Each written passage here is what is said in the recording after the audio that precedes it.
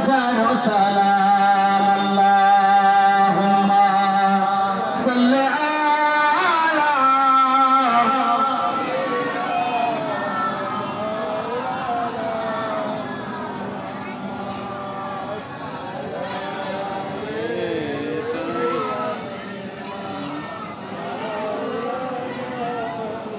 তো ভাই আমার, এতক্ষণ ওয়াজ হলো মা বোন সম্পর্কে, তাই কি না?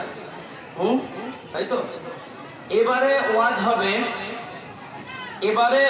হবে যে আমলগুলো আমি আপনাদের করতে বলবো, এই আমলগুলো যদি আপনারা করেন আপনি মরবেন, মরতে দেরি হবে, আল্লাহর জান্নাতে যেতে দেরি হবে না। জোরে বলুন সুবহানাল্লাহ। এই জোরে বলেন সুবহানাল্লাহ।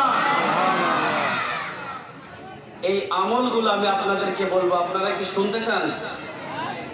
বিনা হিসাবে জান্নাতে যাওয়ার সহজ কটা আমল?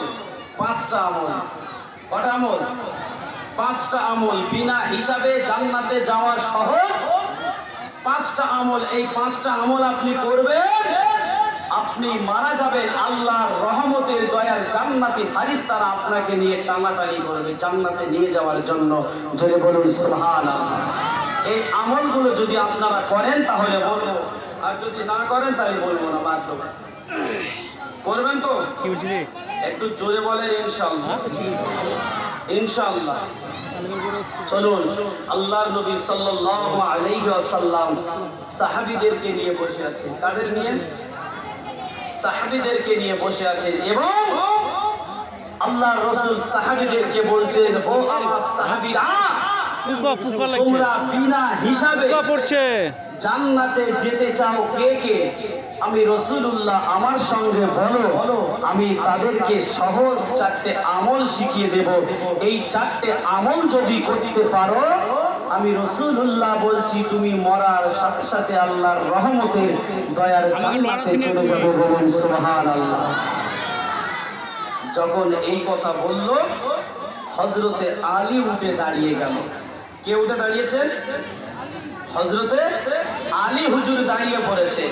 হযরতে আলী হুজুর দাঁড়িয়ে বলছেন, ইয়া রাসূলুল্লাহ, ইয়া হাবিবাল্লাহ, আপনি ওই আমলগুলো বলুন, আমি ওই আমলটা শুনতে চাই, এবং আমি বিনা হিসাবে আল্লাহ পাকের রহমতের দয়ার জান্নাতে যেতে চাই। বলুন সুবহানাল্লাহ। ও আমার ভাই বোনেরা,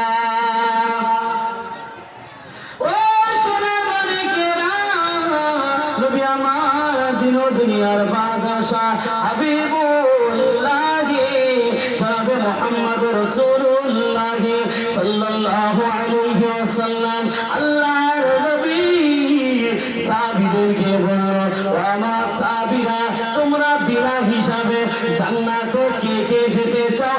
আমি রাসূলুল্লাহ, আমার সঙ্গে বলো, আমি তাদেরকে 5টা আমল শিখিয়ে দেব। আমি এই আমলটা শিখিয়ে দেব, তোমরা আমল করবে, মরার সঙ্গে সঙ্গে আমার আল্লাহ পাকের রহমতের দয়ার জান্নাত, সেই জান্নাতে চলে যাবে। আল্লাহ নবীর কথা শুনে হযরতে আলী হুজুর দাঁড়িয়ে গেল। আল্লাহ নবীকে বলতে লাগলো, ইয়া রাসূলুল্লাহ, ইয়া হাবিবাল্লাহ, হুজুর আপনি আমলটা বলেন। আমি আলী বলছি, ওই আমল 5টা করব, এবং আমি আল্লাহ পাকের রহমতের দয়ার জান্নাত, সেই জান্নাতে যেতে চাই। বলুন সুবহানাল্লাহ। আরো জোরে বলুন। হযরতে আলী বলছে, ইয়া রাসূলুল্লাহ, ইয়া হাবিবাল্লাহ, আমি ওই আমলগুলো করব এবং আমি ওই জান্নাতে যেতে চাই। আল্লাহর নবী ওই সময় হযরতে আলীকে বলল, আল্লাহ নবী হযরতে আলীকে বলল, ও বাবা আলী, তুমি যদি আল্লাহ পাকের রহমতের জান্নাতে যেতে চাও, প্রত্যেকদিন রাত থেকে ঘুমানোর আগে তুমি 4000 টাকা আল্লাহর রাস্তায় দান করে ঘুমাবে। তুমি যদি 4000 টাকা আল্লাহর রাস্তায় দান আল্লাহ পাক তোমার জন্য জান্নাতের দরওয়াজা খুলে দেবে। আল্লাহ নবী যখন এই কথা বলল, আল্লাহ নবী সাহাবীরা হাসতে লাগে। আল্লাহ নবী কি বলতেছে, আল্লাহ নবী কি বলে? হযরতে আলীর নিজের খাওয়া হয় না, কোনদিন তার বাড়ি হাঁড়ি চলে, আবার কোনো দিন তার বাড়িতে হাঁড়ি চলে না। আর প্রত্যেক দিন রাত্রে হযরতে আলী 4000 টাকা আল্লাহর রাস্তায় কোথায় পাবে দান করবে। হযরতে আলী আল্লাহ নবীকে কাঁদো নয়নে আল্লাহ নবীর দিকে চেয়ে বলেছিল, ইয়া রাসূলুল্লাহ, ইয়া হাবিবাল্লাহ, হুজুর আমি ওই 4000 টাকা আল্লাহর রাস্তায় দিতে পারবো না, আমি আলী বড় গরীব। ইয়া রাসূলুল্লাহ, ইয়া হাবিবাল্লাহ, হুজুর আমি আলী এত গরীব, আমার কোনোদিন খাওয়া হয়, আবার কোনোদিন খাওয়া হয় না। ইয়া রাসূলুল্লাহ, ইয়া হাবিবাল্লাহ, আপনি আমার বেয়াদবি মাফ করুন, আমি 4000 টাকা আল্লাহর রাস্তায় দিতে পারবো না।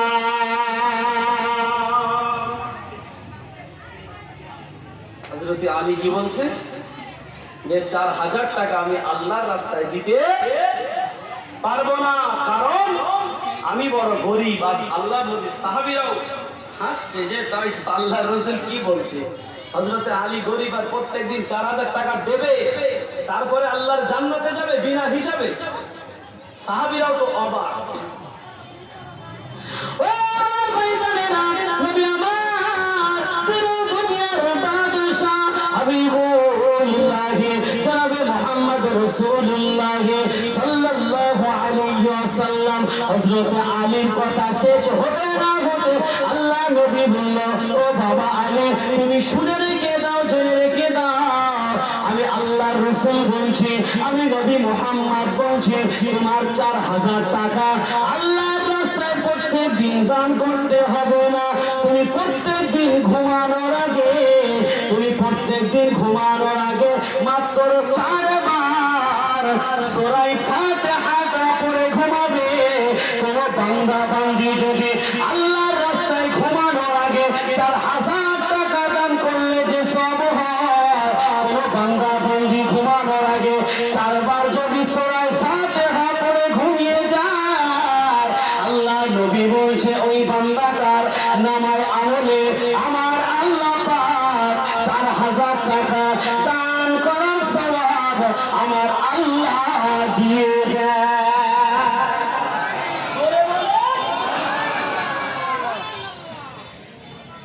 তাহলে কি আমলটা কি খুব কষ্টের নাকি? এই কষ্টের আমল পারবেন তো নাকি?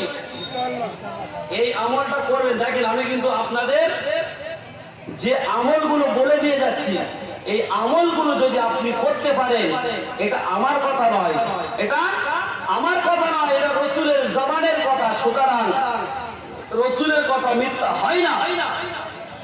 আপনার 4000 টাকা প্রত্যেকদিন দান করা কি আপনার দ্বারা সম্ভব হবে? হবে না তো? তাহলে আপনি বিনা হিসাবে তো জান্নাতে যাবেন, তাই না? তাহলে বিনা হিসাবে জান্নাতে যেতে গেলে যদি ঘুমানোর আগে 4 বার সূরা ফাতিহাটা পড়ে ঘুমিয়ে যায়, খুব কি কষ্ট হবে? খুব কষ্ট হবে? হবে না। এই আমলটা করবেন তো?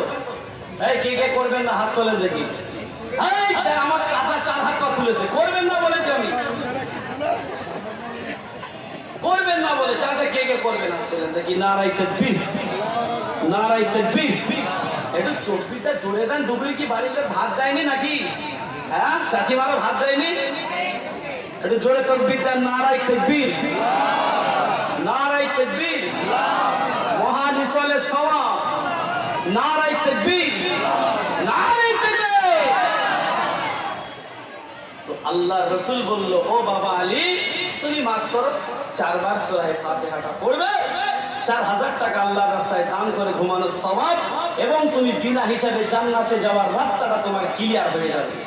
যখন এই সহজ কথাটা বলেছে, আল্লাহ নবী সাহাবী হযরতে আলী ওই সময় বলছে, ইয়া রাসূলুল্লাহ, ইয়া হাবিবাল্লাহ, হুজুর আপনি আরো এমন আমল বলুন, আরো বলুন, আমি এমন আমল শুনতে চাই এবং এমন আমল আমি করতে চাই, আর এই আমলগুলো করে আমি আল্লাহর জান্নাতে যেতে চাই। বলুন সুবহানাল্লাহ। ও আমার ভাই বোনেরা, ও সোনামণি কিরা, ও মুর্শিদাবাদ জেলার মা বোনেরা, বেটিরা, কান খুলে শুনে রেখে দিন, জেনে রেখে দিন। আল্লাহর নবী হযরত আলীকে বলল, বাবা আলী, ও বাবা আলী, তুমি কি আল্লাহ পাক রব্বুল আলামিনের রহমতের দয়ার জান্নাতে যেতে চাও?